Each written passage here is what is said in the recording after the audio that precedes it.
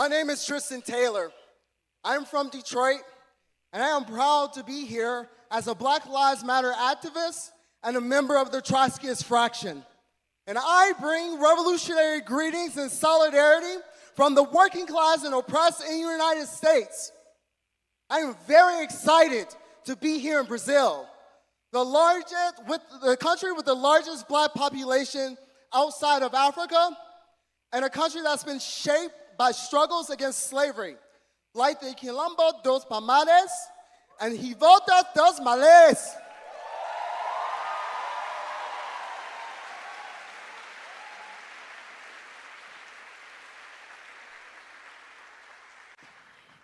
The first thing I want to tell you is that the youth and the working class of the United States are rising up strongly against Trump.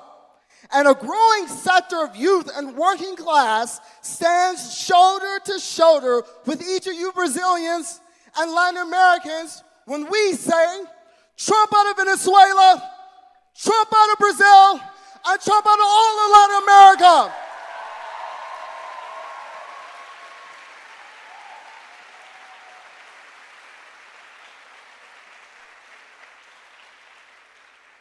At a time of ongoing international reordering, where the U.S. hegemonic position over the world order is weakening, the U.S.'s grip on Latin America becomes essential in its attempt to reassert its dominance in the region via military interventions, international debt, and austerity policies. A nationalist, fiercely reactionary politics is felt through shameless racism and xenophobia against immigrants, undocumented workers, all the Mexicans, as all Latin Americans are dubbed by the racists in the United States. But anti-imperialism runs through the veins of large swaths of activists in the United States. But not only. The feeling that the actions of U.S. imperialism goes against the interests of the American working class exists on a massive scale. The far right takes advantage of this sentiment in the absence of a revolutionary alternative, but they are unable to completely block a pathway towards revolutionary anti-imperialist politics.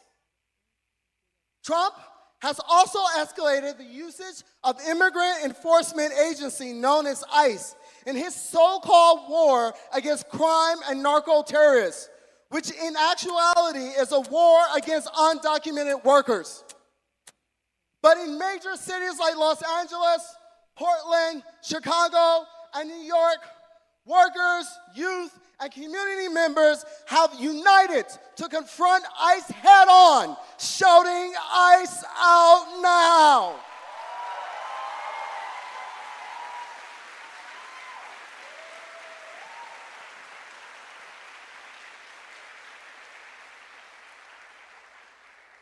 To strengthen the movement, the unions, which were built on that united efforts of the working class, must put their full weight in the fight against ICE and Trump.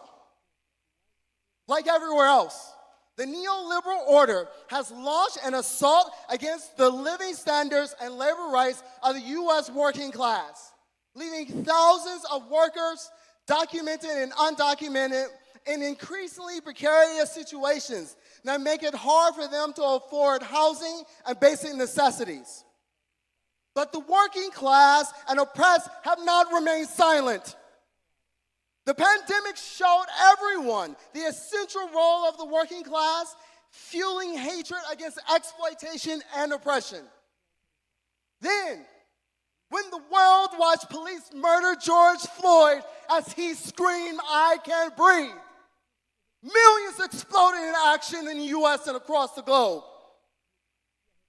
This massive hatred against the police infused energy into the labor movement as well, giving birth to a new generation of activists who increasingly understood the deep connection between exploitation and oppression.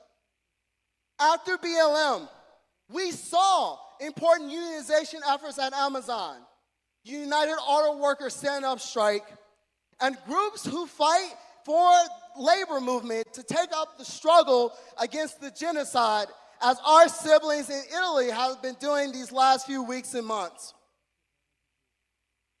Opposition to Trump and ICE continues to grow. There have been two huge examples. No Kings rallied 7 million people who openly reject Trump, the far right, and the attack on immigrants. We also saw the growing mass opposition expressed at the ballot box, with Democratic Socialists of America's Zoran Mamdani's enthusiastic election as mayor of New York. His victory is a testament to how much neoliberalism is despised in a city that's ruled by Wall Street.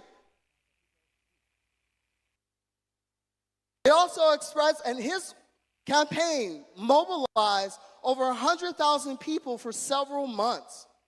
This is a clear sign that there is willingness to fight. The NGOs leading the No Kings protests and the union bureaucracy have not risen to the occasion to organize a fierce and determined struggle against Trump. They fail to because their politics is not based on unleashing the full weight and power of the working class and uniting the struggle of workers and the oppressed. Even Mamdani, the self-described socialist mayor, continues to work within the establishment of the Democratic Party.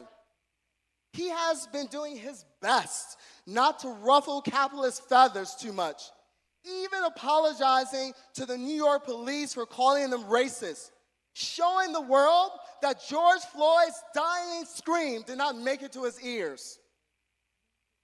The multiracial working class in the U.S. deserves a party of our own. We cannot continue to tie our politics to the Democratic Party, grounded on the illusion that it is possible to defend the interests of the working class, of oppressed people, documented and undocumented, within the boundaries of an imperialist capitalist party. The Democratic Party is the party of Wall Street. It is the party of neoliberalism. It is the party of genocide.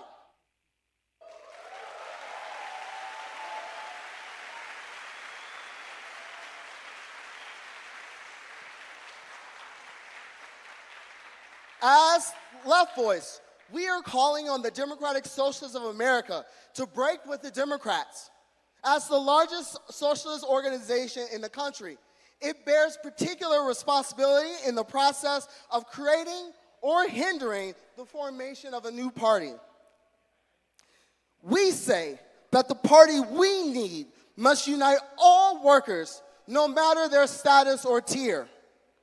We need a truly anti-imperialist party, one that fights with every fiber of its being against the idea that our working class siblings are our enemy and the idea that the bureaucratic authoritarian Chinese Communist Party is our ally.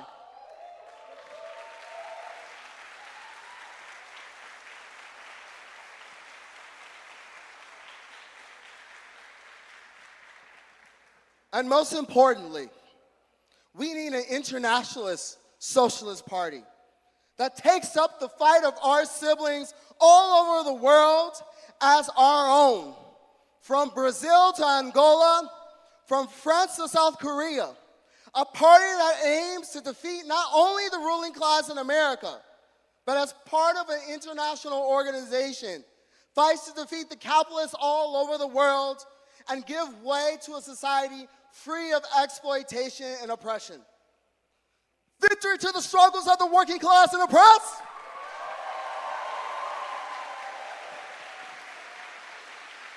Down with world imperialism and capitalism. And long live socialism!